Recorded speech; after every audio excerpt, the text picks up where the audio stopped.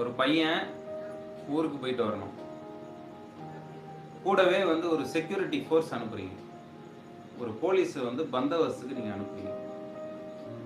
உங்க அறிவுக்கு சாட்டிஸ்ஃபை ஆயிடுச்சு. உங்க அறிவு சொல்லிடுச்சு உங்க பையன் நல்லபடியா போயிட்டு வந்துருவான். ஏன்னா துப்பாக்கி ஏந்திய ஒரு போலீஸ் கூடவே போறாரு. அப்படின்னும் போது உங்க பையன் நல்லபடியா போயிட்டு வந்துருவாரு அப்படின்னு உங்களுக்கு அறிவு நம்பிக்கையை கொடுத்துருச்சு. இந்த நம்பிக்கையோட இந்த போலீஸ் போறதால என் பையன் நல்லபடியா வீட்டுக்கு வந்துருவான் திரும்பி அப்படிங்கிற நம்பிக்கையோட இறைவா என் குழந்தை நல்லபடியா போயிட்டு வரணும் அப்படின்னு நீங்க பிரார்த்திக்கிறீங்க, மனசுல ஒரு உணர்வா நினைக்கிறீங்க அப்படின்னா இந்த உணர்வு பிரார்த்தனை அல்ல. போலீஸ் போயிருக்கலாம், கூடவே 10 துப்பாக்கி போகட்டும், ஆனா அந்த துப்பாக்கியை பத்தின எந்த கவனமும் உங்களுக்கு இருக்கக்கூடாது, அந்த துப்பாக்கி மேல உங்களுக்கு எந்த நம்பிக்கையும் இருக்கக்கூடாது.